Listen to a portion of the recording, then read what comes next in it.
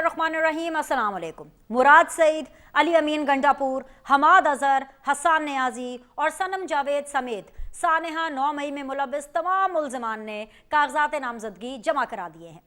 इसके अलावा इमरान खान, सरदार लतीफ़ खोसा, सलमान अकरम राजा और शफकत महमूद समेत हज़ारों PTI उम्मीदवारों ने भी अपने कागजात नामजदगी जमा करा दिए हैं।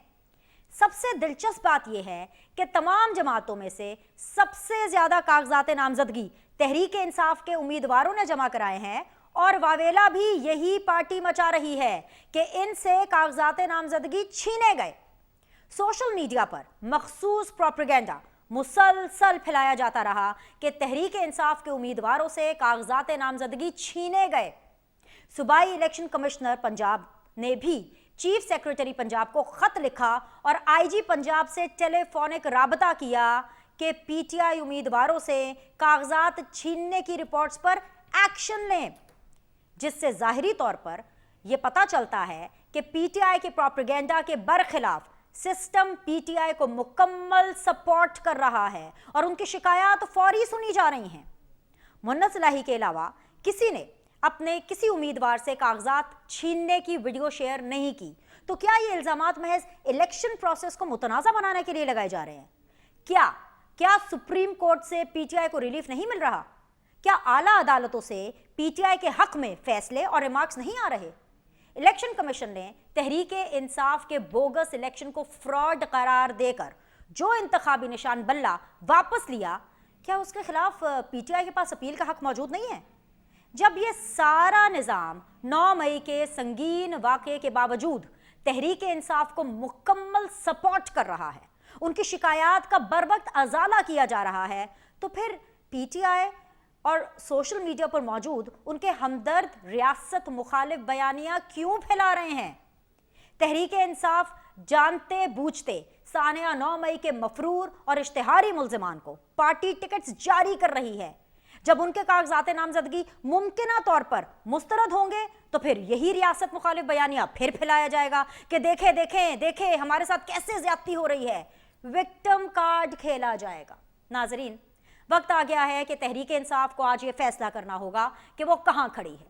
वो पार्टी जो इख्तिदार में रह चुकी है और जिसने मुस्तकबिल में भी इसी निज़ाम का बेनिफिशरी बनना है, वो आज दो टोक ऐलान करे कि वो सानिहा 9 मई के मफरूर और इश्तिहारी मुल्ज़िमान के खिलाफ है या फिर उनके साथ खड़ी है। प्रोग्राम के इस हिस्से में मुझे ज्वाइन किया है जी वेरी ऑनरेबल अज़मा बुखारी साहिबा, रहनुमा है PMLN की। अस्सलाम वालेकुम, खुश आमदीद।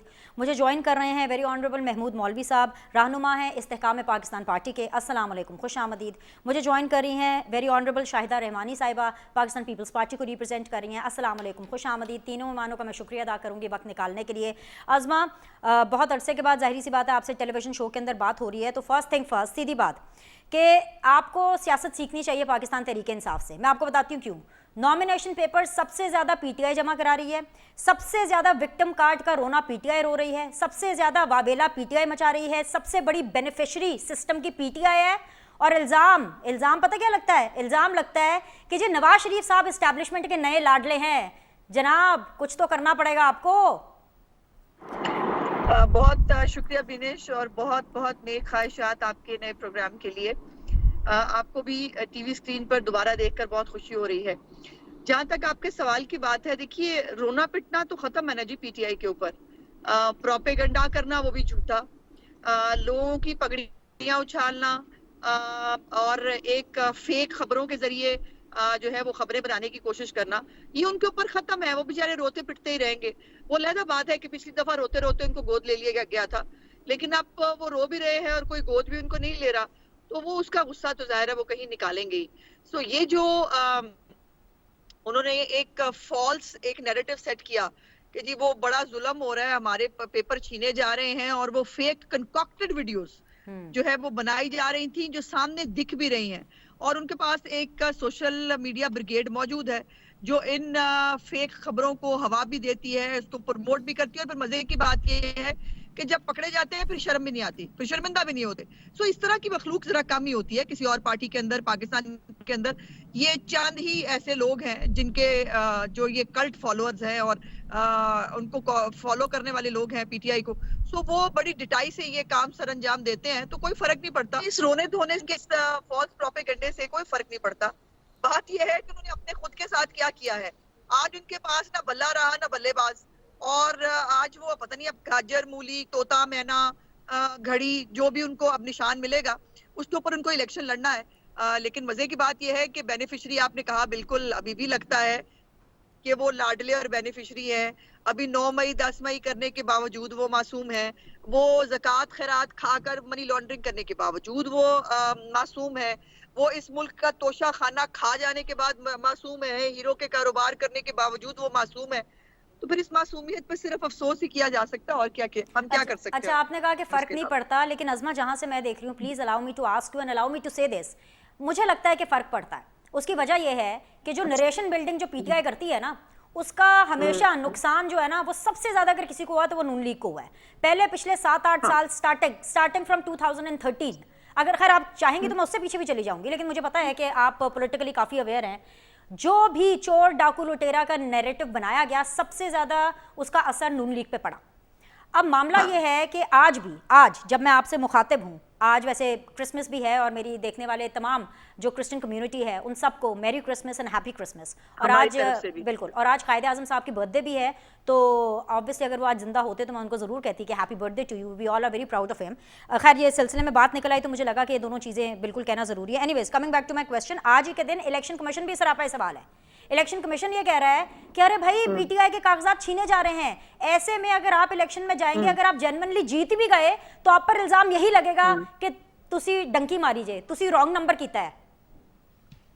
देखो, पहली तो बात यह है बीनेश के आज मियां मोहम्मद नवाज शरीफ साहब की भी सालगिरह है, और वो इस मुल्क के 3 दफा इलेक्टेड प्राइम मिनिस्टर रह गए हैं।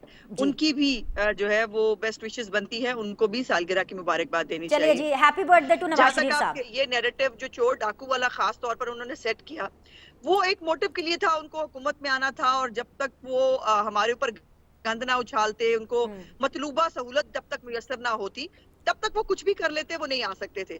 लेकिन जहां तक इलेक्शन कमीशन की लेटर की बात है, तो विनेश उनके पास जब शिकायत जा रही हैं, जब उनको जो है वो शिकायत की जा रही है, तो वो यही कहेंगे ना कि जी ये शिकायत हम आगे फॉरवर्ड कर रहे हैं और इसके ऊपर तहकीकात करें। अब तहकीकात होंगी ना, मुझे ये बताइए कि सबसे ज्यादा एप्लीकेशन इनकी कैसे आ गई पीटीआई की? अगर वो छीने जा रहे हैं कागज, किसी एक जगह पर स्टैंड पर टिक तो जाएं, या इस बात पे टिक जाएं कि इनके पेपर छीने जा रहे हैं, या इस बात पे आज वो भंगड़े और लुटियां डाल रहे हैं कि जी सबसे ज्यादा कागज ही हमने जमा करा दिए हैं। तो फिर कोई एक चीज सच हो सकती है ना, चित भी मेरी पत भी मेरी, ये तो नहीं हो सकता, ये होता नहीं है। ठीक है। सो इनको फजूल के ड्रामे करने की आदत है। मैं एक एग्जांपल दे देती हूँ आपको।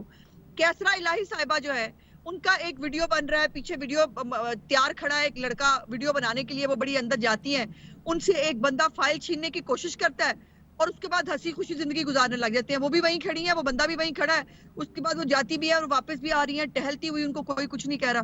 भाई ऐसे कागज छीने जाते हैं, अगर किसी ने छीनने हो तो, अगर किसी ने वाकई उनको कागजात नामजदगी से रोकना हो, सारे दहशतगर्द, सारे वांटेड दहशतगर्द जो है इस मुल्क के, उन सब ने नॉमिनेशन पेपर जमा करा दिए हैं। तो मुझे बताओ रुके किसके हैं? कोई एक बंदा पीटीआई का मुझे बता दें जिसके कागजात नामजदगी जमा नहीं हुए। यही तो मैं कह रही हूँ, इरफान सिद्दीकी साहब भी बोल उठे हैं कि 9 मई का फैसला होना चाहिए। मुझे लगता है इरफान सिद्दीकी साहब को कुछ पता चल गया है कि सज्जी दिखा के खब्बी मारी जा रही है। महमूद साहब, काफ़ी वक्त हो गया है, हाई टाइम, वो जैसे कहते हैं ना कि इलेक्शन करीब आ गए हैं, और ये वो टाइम है कि जब नून लीग को और इस्तेकाम पाकिस्तान को अगर कोई सीट एडजस्टमेंट करनी है तो वो कर लेनी चाहिए। लेकिन अगर हम खबरों की माने तो आपके जो सदर साहब है अलीम खान साहब, वो डायरेक्ट ही मरियम नवाज के अगेंस्ट इलेक्शन लड़ रहे हैं। तो मुझे ये बताइए कि मरियम नवाज साहिबा विड्रॉ करेंगी उस हल्के से कि अलीम खान साहब विड्रॉ करेंगे? कुछ तो खबर दे दें। बिस्मिल्लाहिर्रहमानिर्रहीम।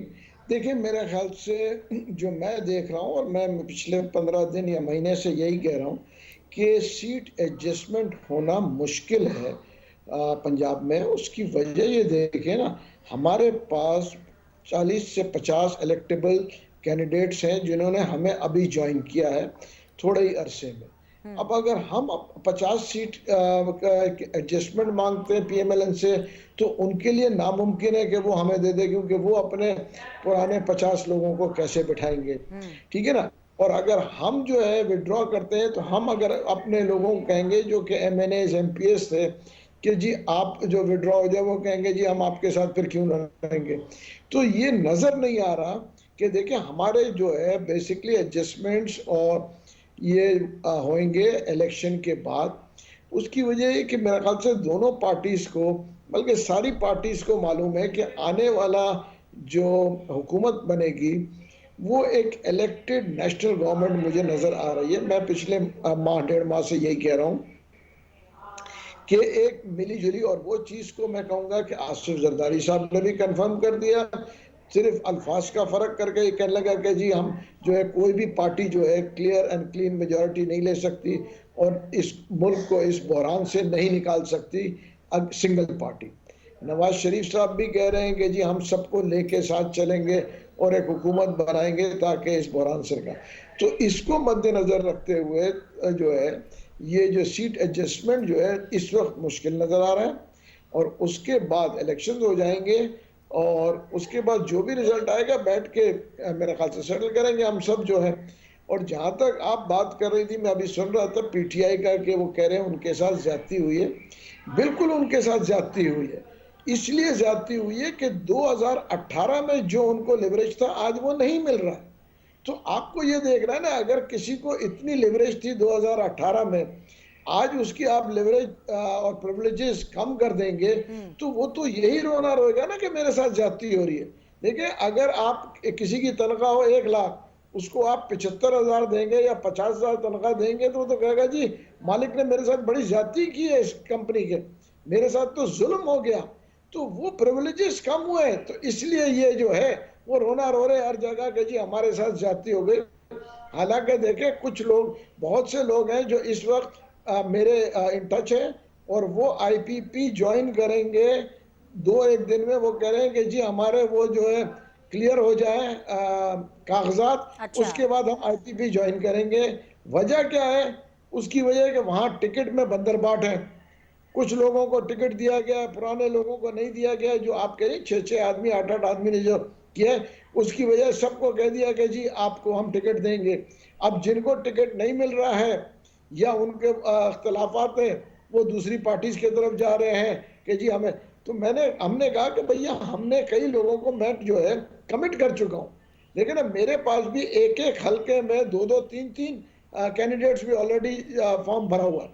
तो उसके हिसाब से तो ये आज रोना इसलिए रो रहे ताकि ये कह दें कि जी हमारे साथ ज्यादती हुई।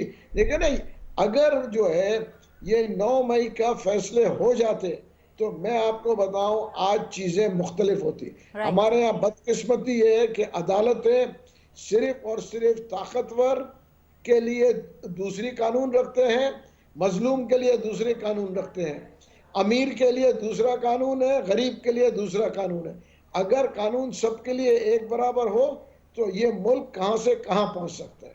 राइट। शाहिदा रहमानी साहिबा, मैं आपको भी जरा डिस्कशन में शामिल करना चाहूंगी। सबसे पहले तो यहाँ से आगाज़ करें कि जो इलेक्शन कमीशन सरापा है सवाल है, चीफ इलेक्शन कमिश्नर ने जो खत लिखा है वो सिर्फ खत नहीं है, वो पूरी की पूरी चार्जशीट है। वो तमाम तर वो बातें ना सिर्फ कह रहे हैं बल्कि इंडोर्समेंट है वो पाकिस्तान तहरीके इंसाफ की उस बयानिए की जो वो कहते हैं कि जी उनके साथ इलेक्शन के अंदर कोई लेवल प्लेइंग फील्ड उनको नहीं दी जा रही है, उनसे कागजात नामजदगी जो है वो छीने जा रहे हैं। और बल्कि चीफ इलेक्शन कमिश्नर पंजाब ने चीफ सेक्रेटरी पंजाब और आईजी पंजाब को ये कहा है कि आप क्यों नहीं रोक रहे हैं, आप कार्रवाई क्यों नहीं कर रहे हैं, आप इसके ऊपर एक्शन क्यों नहीं ले रहे हैं। आप इस सूरत हाल को कैसे देखती हैं शाहिदा?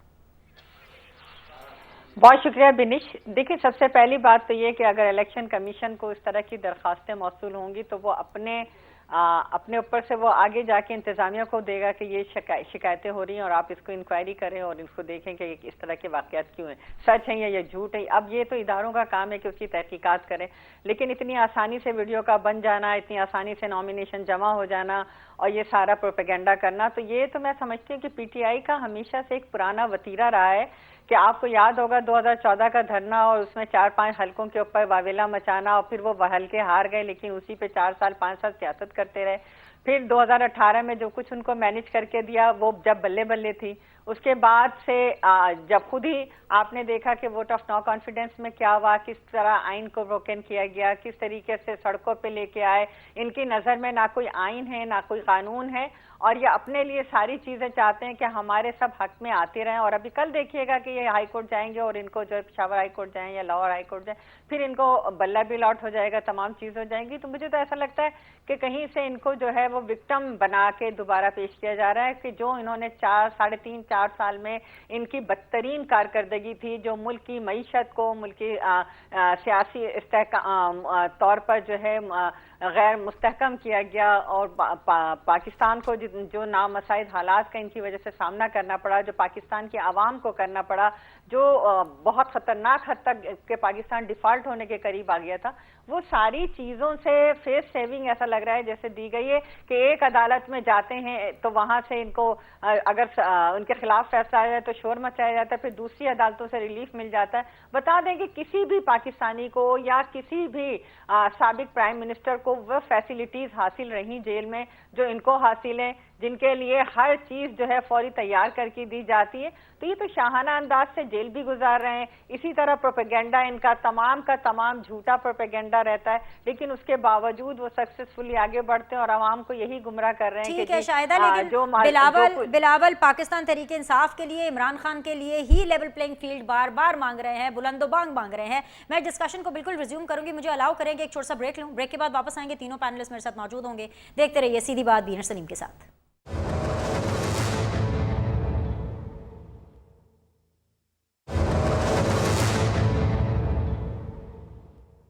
रहीम, ब्रेक के बाद आप लोग को खुशामदीद कहते हैं। आज सीधी बात जोन में मेरे साथ अभी तक मौजूद हैं वेरी ऑनरेबल अज़मा बुखारी, रहनुमा है मुस्लिम लीग नून की। मुझे ज्वाइन कर रहे हैं जी महमूद मौलवी साहब, इस्तेकाम पाकिस्तान पार्टी को रिप्रेजेंट कर रहे हैं, and representing Pakistan Peoples Party I have very dynamic Shahida Rehmani साहिबा। तीनों मानों का बहुत बहुत शुक्रिया। अज़मा, इरफान सिद्दीकी साहब भी बोल उठे हैं, वो मीडिया पर आकर के ये बात कर रहे हैं कि भाई 9 मई वालों का फैसला होना चाहिए, बिल्कुल पता होना चाहिए कि 9 मई वाले जो लोग हैं वो कहाँ खड़े हैं, इस पार उस पार। क्योंकि मुझे ऐसा लगता है कि इरफान सिद्दीकी साहब को समझ आ गई है या उनको पता लग गया है कि सज्जी दिखा के खब्बी मारी जा सकती है।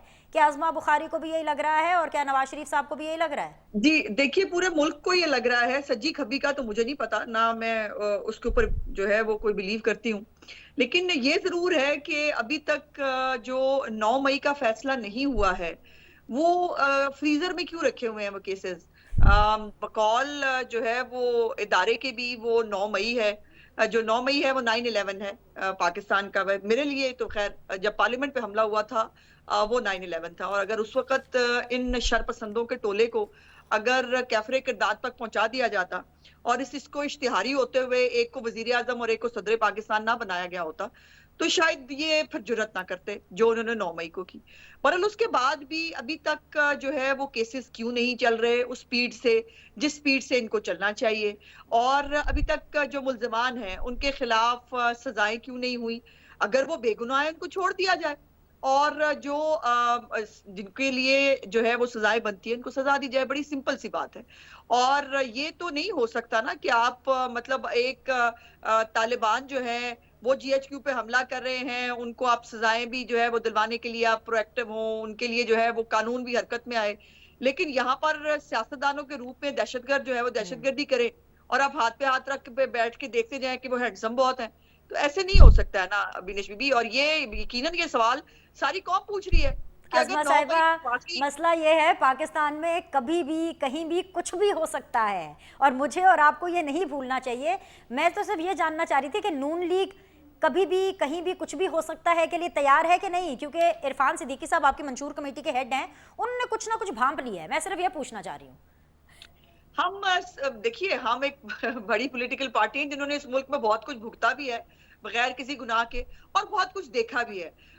हमसे ज्यादा जो है वो शायद ही किसी को पता हो कि साजिशें कैसे होती हैं, और हमारी 3 हुकूमतों के खिलाफ साजिशें हुई, और जो है वो साजिशें कामयाब कैसे होती हैं, बनती कैसे हैं। लेकिन हम किसी कॉन्स्पिरेसी थ्योरी पे बिलीव नहीं करना चाहते इस वक्त, लेकिन यकीनन जहां पे सवालात उठते हैं वहां पे सवालात उठाना तो हमारा हक है, पूछना तो हमारा हक है कि जी आखिर ये 9 मई के जो परौने हैं, ये जो मेहमान हैं, ये मेहमान ही रहेंगे जी रियासत के, या जो है वो इनको जिसकी सजाएं बनती है इनको सजा दी के बाकियों को छोड़ दिया जाए। और अभी तक इमरान खान जो है वो क्यों शामिल तफ्तीश नहीं हुआ है जी 9 मई के अंदर? वो मास्टरमाइंड को भी इन्होंने कहा था कैफरे किरदार तक पहुंचाएंगे, किसी को नहीं छोड़ेंगे। मुझे तो नहीं लगता कि इमरान खान के ऊपर जो है वो कोई भी 9 मई का कोई केस जो है वो उसको आगे बढ़ाया गया है। उनके ऊपर गालिबन 13 के 18 केसेस हैं गालिबन 9 मई के हवाले से। तो वो मुराद सईद आज तक क्यों नहीं पकड़ा गया?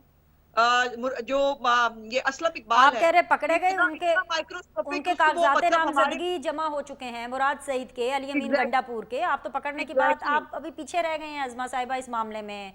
उनने कागजात नामजदगी जमा करा दिए हैं। नहीं, मैंने तो खुद इसका जिक्र किया है कि सारे दहशतगर्द सही जो है। है उन्होंने पेपर जमा करा दिए हैं। अच्छा मुझे मैंने बताएं, तो इसका जिक्र किया है वो कि मरियम सारे मरियम दहशतगर्द नवाज पेपर साहिबा, जमा करा चुके हैं। मरियम नवाज साहिबा अलीम खान के अगेंस्ट जो हल्का है उसमें से विड्रॉ कर रही हैं? नहीं, वो क्यों विड्रॉ करेंगी? ये उनका पुराना हल्का है और अगर 2018 में भी उनको राह से ना हटाया जाता तो वो वहां से उस वक्त भी एमएनए होती। ठीक और अली परवेज साहब को जो है वो एक कवरिंग कैंडिडेट के तौर पर उस वक्त रखा गया था, फिर अली परवेज साहब को वहां से इलेक्शन लड़ना पड़ा। वो मरियम साहिबा का हमारी जो है वो पार्टी की तरफ से उनका एक पुराना हल्का है और वो वहीं से इलेक्शन लड़ेंगी। Alright. और अगर अली साहब लड़ेंगे तो उनका भी राइट है, वो भी इलेक्शन लड़ सकते हैं। उनको कोई बार थोड़ी है और हमारी एडजस्टमेंट नहीं होती तो उनका भी राइट है, वो जहां से मर्जी इलेक्शन लड़े। ठीक है। महमूद मौलवी साहब, एक बड़ा इंटरेस्टिंग सी सिचुएशन है, क्योंकि मुझे लग रहा है कि सबसे बड़ा जो सेंटर ऑफ अटेंशन और जो बड़ा हल्का मुझे लाहौर का लग रहा है वो अलीम खान वर्सेस मरियम नवाज़ है। क्योंकि नवाज शरीफ साहब और अगर मैं बिलावल की भी बात करूं तो डायरेक्टली लीडर्स एक दूसरे के आमने सामने नहीं आ रहे। हमने बहुत सी ऐसे ममालिक में, जैसे अमेरिका है जिसकी बहुत सी एग्जांपल्स इमरान खान साहब सबसे ज़्यादा देते हैं और जमहूरियत उनकी बहुत पुरानी है, तो वहाँ पे हम देखते हैं कि डायरेक्ट कैंडिडेट्स जो लीडर्स हैं वो एक दूसरे के आमने सामने इलेक्शन लड़ रहे होते हैं। मतलब अलीम खान साहब ने ठीक है हिम्मत दिखाई है और वो मरियम नवाज़ के बिल्कुल मद्दे मुकाबले और सबसे ज़्यादा अट्रैक्शन भी उसी हल्के में नज़र आ रही है। आपको इसकी क्या वजह लगती है? आप एक पुराने सियासतदान भी हैं, आपको इसकी क्या वजह लगती है कि अगर नवाज शरीफ साहब मानसेरा से इलेक्शन लड़ रहे हैं तो वो इमरान खान के अगेंस्ट क्यों नहीं लड़ रहे, और अगर बिलावल भुट्टो फॉर एग्जाम्पल लाहौर से इलेक्शन लड़ रहे हैं या लाहौर आए हुए थे तो उन्होंने नवाज शरीफ के सामने ना कोई जलसा किया, ना उनकी मौजूदगी के अंदर अपना कोई खड़ाक दिखाया, ना वो उस हल्के के अंदर इंटरेस्टेड है इलेक्शन लड़ने के लिए, लीडर्स आमने सामने क्यों नहीं एक दूसरे से इलेक्शन लड़ रहे? देखिए, मेरे ख्याल से जैसे मेरी बहन ने भी कहा कि देखिए इलेक्शन लड़ना सबका हक है और अगर एक दूसरे के अगेंस्ट भी लड़ रहे हैं तो अब मुझे ये भी नहीं पता कि किसने कितनी सीटों के ऊपर जो है नामजदगी ज्वाइन की है। मरियम साहिबा ने कितनी सीटों पे किया है और अलीम खान साहब ने कितने सीटों पे किया है, ये भी मेरे ख्याल से हमें देखना चाहिए। और अगर वो इलेक्शन लड़ेंगे भी तो इसमें भी कोई खबात नहीं है। उसकी वजह ये कि जब भी होगा सीट जो है उसके बाद जो जीतेगा उसको जो है मेरे ख्याल से हम वेलकम करेंगे और उसके बाद मिल के देखें ना, हम आगे इस मुल्क के लिए हुकूमत को तो बनाना है और इस मुल्क की खिदमत सबने करना है, तो जो जीतेगा उसके साथ चलेंगे। देखिए, चीज़ों को पॉजिटिव हमें लेना चाहिए, नेगेटिव नहीं लेना चाहिए। ये जो पीटीआई की जो आप बात करें, बिल्कुल ये नेगेटिव स्टैंड लेते हैं और इन्होंने हर चीज़ जो है मीडिया को, मैं आपको बताऊं, मेरे पास कुछ लोग पुराने पीटीआई के आए थे, वो कहने लगे जी हमारी तो बात हो गई है, कल जजमेंट आ जाएगा हमारी फेवर में। अब किससे बात हो गई है? देखिए, वो तो क्लियर कह रहे हैं कि हमारी बात हो गई है। देखिए ना, अब अगर कल आ जाएगा उसके बाद इलेक्शन कमीशन का क्या पोजीशन हो जाएगी, वो कितने ऑकवर्ड पोजीशन में आ जाएंगे। साहब, क्या लगता है उनकी किससे बात हुई होगी? देखे ना, जब वो कह रहे हैं बात हो गई है, देखे ना अब कोर्ट्स में ही जाएंगे ना।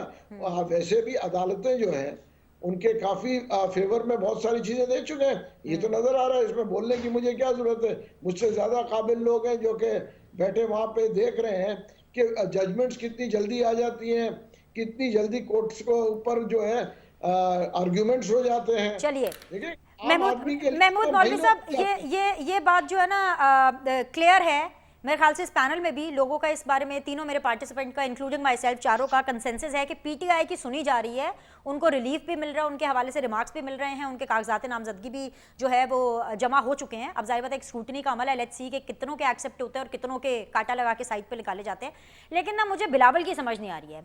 शाहिदा रहमानी साहिबा, बिलावल आवाज़ तो बहुत उठाते हैं, दबंग आवाज़ उठाते हैं, बात जमहूरियत की भी करते हैं, लेकिन मैं कन्फ्यूज़ हो जाती हूँ। जैसे मैं आपसे एग्जाम्पल शेयर करती हूँ, बिलावल जब पाकिस्तान तहरीक इंसाफ के हवाले से बहुत कड़ा वक्त चल रहा था तो कह रहे थे कि नहीं लेवल प्लेइंग फील्ड नहीं है और पाकिस्तान तहरीक इंसाफ को भी बिल्कुल खुल करके इलेक्शन लड़ने का मौका देना चाहिए और लेवल प्लेइंग फील्ड सिर्फ एक शख्स के लिए है या एक पार्टी के लिए है। लेकिन जैसे ही इमरान खान साहब को जमानत मिली, वो अलग बात है कि वो बाहर नहीं आए, लेकिन जमानत मिली, उसके बाद से बिलावल ने कहना शुरू कर दिया, देखिए जी इमरान खान साहब को रिलीफ मिल रहा है, जुडिशियल इसकी इंक्वायरी होनी चाहिए। बिलावल आखिर चाहते क्या है?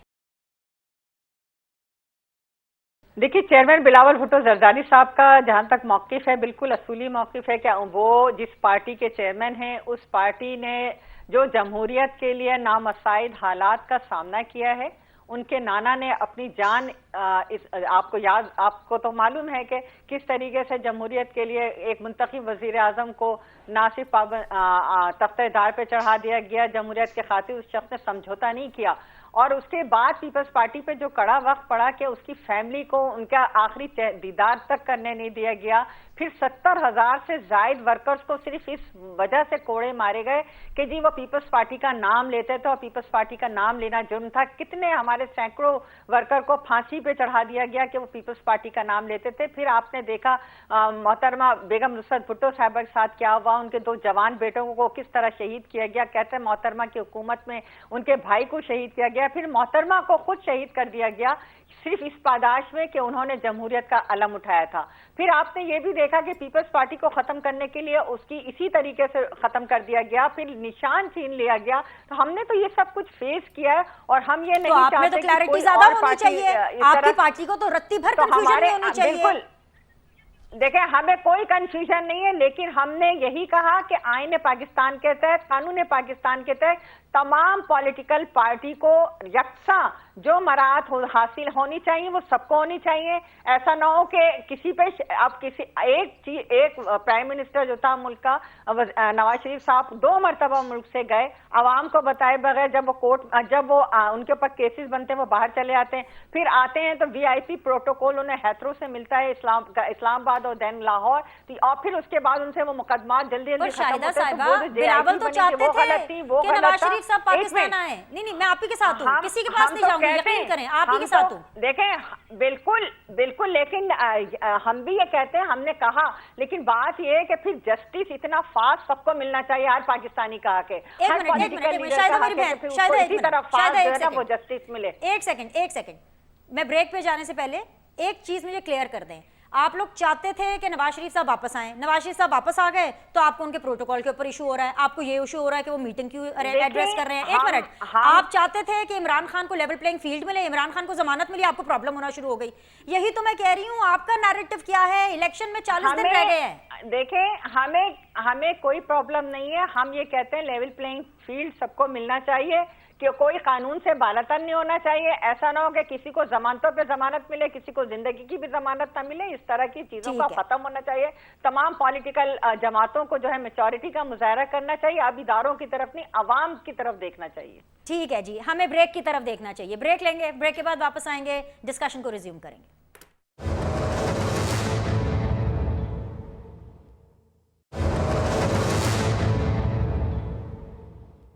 वेलकम बैक जी। सीधी बात जोन में हैं जी अज़मा बुखारी, महमूद मौलवी एंड शाहिदा रहमानी। अज़मा, ये जो पहले सेगमेंट में डिस्कशन हो रही थी, ब्रेक पर जाने से पहले, मैं उसी को रिज्यूम करना चाहूँगी इन कॉन्टेक्स्ट ऑफ PMLN।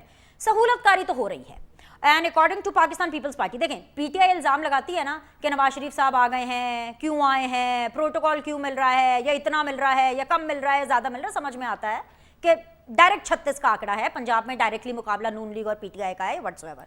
लेकिन अगर पाकिस्तान पीपल्स पार्टी, वो पीपल्स पार्टी जो आपके साथ 16 महीने हुकूमत इत्तेहादी रही है, आपके साथ हुकूमत में रही है, वो पाकिस्तान पीपल्स पार्टी जिसको बिलावल भुट्टो जरदारी लीड कर रहे हैं, वो ये कह रहे हैं कि सहूलतकारी आपके लिए हो रही है और एक ऐसा वक्त आने वाला है बहुत जल्दी कि आप लोग सर पीटेंगे और कहेंगे कि मुझे क्यों बुलाया, उन्होंने तो आपका अगला नारा भी बता दिया। तो जी बताइए, आपको क्यों बुलाया?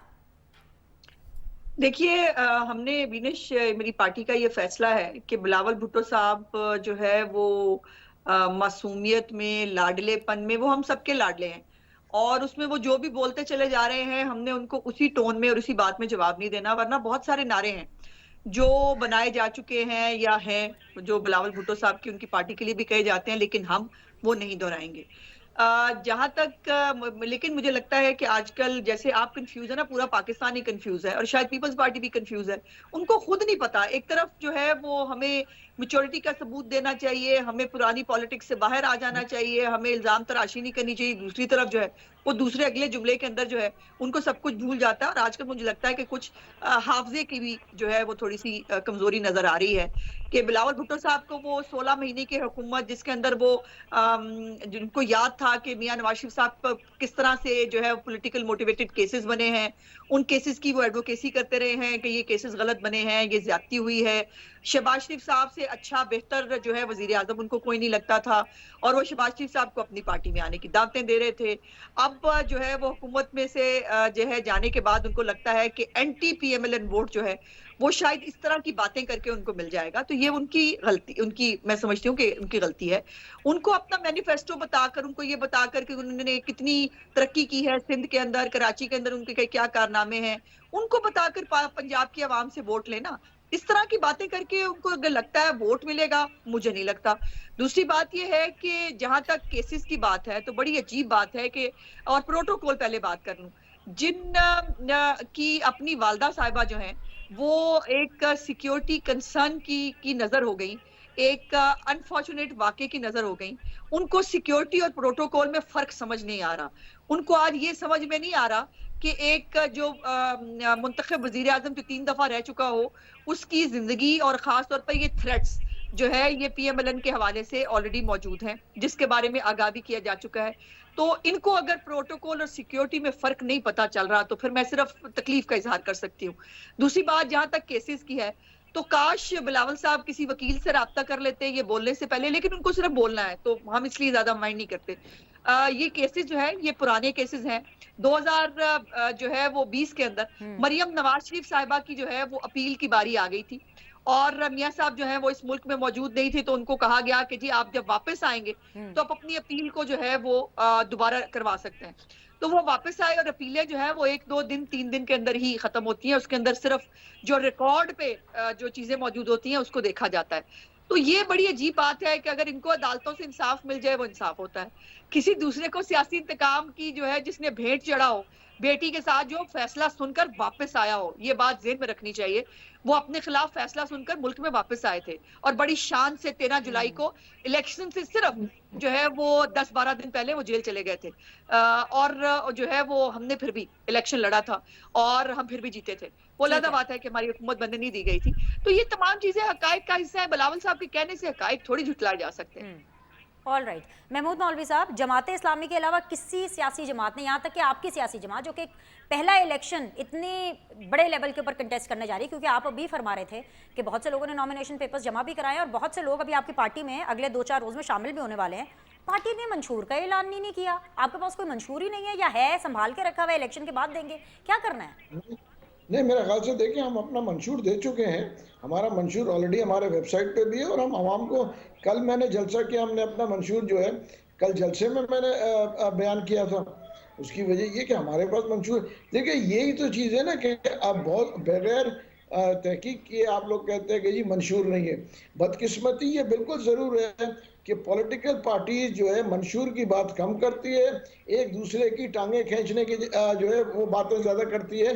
जैसे अभी मेरी बहन कह रही थी, बिल्कुल सही कह रही है, मगर बदकिस्मती ये हमारा एक कल्चर और ट्रेंड बन चुका है कि अगर हम जलसे में दूसरी मुखालिफ पार्टी की बुराइयां ना करें तो लोग तालियां नहीं बजाते।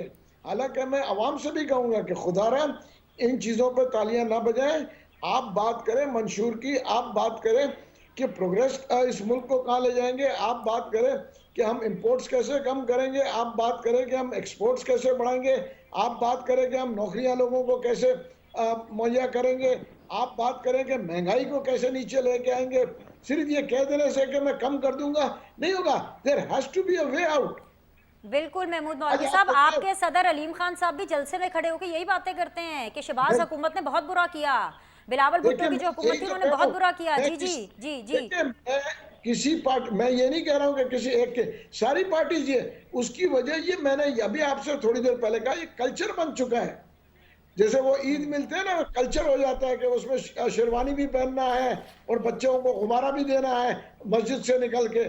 हम इस कल्चर को छोड़े, लेट्स फेस द रियलिटी।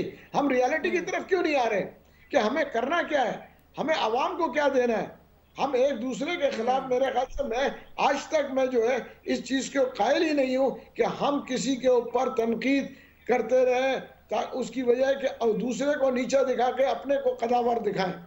ठीक नहीं है। जी, शाहिदा रहमानी साहिबा, आज मैं बिलावल साहब को दोबारा से सुन रही थी और आज वो फरमा रहे थे कि जी वो 17 वजारतें ख़त्म कर देंगे हुकूमत में आके, 300 यूनिट तक की जो बिजली है उसको मुफ्त कर देंगे। मेरे अंदर से सवाल आया कैसे, हाउ? जब वो इत्तेहादी हुकूमत में थे तो तब तो वजारतों पे वजारतें मांग रहे थे पिछले 16 महीने में, और सिंध में आप लोग 15 सालों से हैं, वहां पर तो आप 10-15 वजारतों से काम करके दिखाए ना, फिर हम आगे मानेंगे ना कि आप विफाक में आके 17 वजारतें खत्म करेंगे। देखिए 18th अमेंडमेंट के बाद ये जो 17 वजारतें विफाक ने क्यों रखी हुई हैं, इसका खात्मा जरूरी है। बिनिश, आपको याद होगा कि 2008 से लेके 13 तक हमारी हुकूमत थी, तो हमने तमाम इस तरह की नफरत की सियासत को खत्म किया था। कोई पॉलिटिकल विक्टिमाइजेशन नहीं की थी, कोई सियासी कैदी नहीं बनाया था, और 18th अमेंडमेंट जैसा मार्का अंजाम दिया था जिसके अंदर आपको देखे कि आपने एनएफसी अवार्ड के साथ साथ सूबाई खुद मुख्तारी सबको दी गई। लेकिन बदकिस्मती से 10 साल गुजरने के बाद वो वजारतों पे अरबों रुपए जाया हो रहे हैं, जैसे हेल्थ है, एजुकेशन है, जो सूबाई मैटर है, आप उसको वहां क्यों रख के बैठे हुए, क्यों इतने पैसों का जिया हो रहा है जब मुल्क को फाइनेंशियल क्राइसिस का सामना है? तो हम अपना प्रोग्राम लेकर आए हैं, हम अपना प्रोग्राम दे रहे हैं। बिल्कुल हम विफाक में हुकूमत का हिस्सा थे, और आपने देखा कि जो जो मिनिस्ट्रीज हमारे पास थी उसकी परफॉर्मेंस उठा के देखे कि as a foreign minister chairman Bilawal Bhutto Zardari ने साहब ने किस तरीके से पाकिस्तान को माशी दलदल से निकाला। इसको on the floor of the house बहुत मरतबा प्राइम मिनिस्टर साहब ने खुद ऑन किया, केयर टेकर प्राइम मिनिस्टर ने किया। इसके अलावा हमारे पास क्लाइमेट चेंज के अंदर हमने जो लॉस एंड डैमेजेस का इंटरनेशनली केस लड़ा, वो हमारा बेहतरीन प्रोग्राम था, जिस पे हमने अच्छा काम किया। इंडस्ट्री प्रोटेक्शन जो हमारे पास मिनिस्ट्री से हमने बेस्ट दिया, बेस्ट परफॉर्मेंस दी, और अब भी अपना प्रोग्राम लेके आ रहे हैं। इसमें तो तकलीफ होने की कोई बात नहीं है कि जब पार्टी का चेयरमैन अपना प्रोग्राम दे रहा है कि आके हम किस तरह गुर्बत को खत्म करेंगे, किस तरह हम मईशत को बेहतर करेंगे, क्योंकि पाकिस्तान का इस वक्त मेन प्रॉब्लम जो है माशी बहरान है, और इसको बिल्कुल मिलकर सबको बैठकर हल करना पड़ेगा। तो आपको आगे का प्रोग्राम देना है। इलेक्शन जीतने के लिए हमेशा कौम को आपको प्रोग्राम देना होता है, मैनिफेस्टो देना होता है। ठीक है। जितनी भी पॉलिटिकल पार्टीज आज मेरे शो पे बैठी हैं, तीनों, मतलब ये तीनों ऑब्वियसली अपनी परफॉर्मेंस भी बता रही हैं और ये भी बता रही हैं कि जी इनके पास पूरा प्लान तैयार है कि जिसको भी हुकूमत मिलेगी वो तो आके एकदम से पूरा पाकिस्तान चेंज कर देंगे, पूरा पाकिस्तान जो है वो एकदम सेट कर देंगे। तो भाई अगर इतना कॉन्फिडेंस है इन सारी पॉलिटिकल पार्टीज़ में, तो मैं एक सवाल छोड़े जा रही हूँ जिसका जवाब ब्रेक के बाद आकर के लूँगी कि भाई अगर इतना कॉन्फिडेंस है तो फिर एक ही हल्के पर इलेक्शन लड़ें और उसी में जीतें। एक हल्के पर अगर इलेक्शन लड़ा जा सकता है तो उसके बावजूद 2-2, 3-3, 4-4, 6-6 हल्कों पर इलेक्शन क्यों लड़ा जा रहा है? एक छोटा सा break, will be back.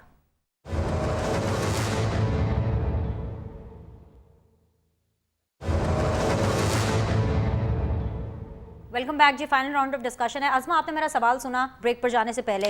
Maryam Nawaz भी 2 नेशनल असेंबली के हल्के हैं, 3 पंजाब असेंबली के हल्के हैं, नवाज शरीफ साहब भी 2-3 हल्कों से इलेक्शन लड़े हैं, शहबाज शरीफ साहब भी। क्यों भाई एक हल्के से इलेक्शन लड़े? इससे ज़्यादा वेस्ट ऑफ मनी कुछ और हो ही नहीं सकता। और सबसे ज़्यादा मईशत की दुआएं आप तमाम पॉलिटिकल पार्टीज जो हैं वो हमें प्रोग्राम में रो रहे होते हैं। नहीं विनेश, देखिए पहले तो ये तस्वीर फरमा लीजिए कि कागजात नामजदगी जमा कराने का ये मतलब नहीं होता कि आप उतने हलकों से इलेक्शन लड़ रहे हैं।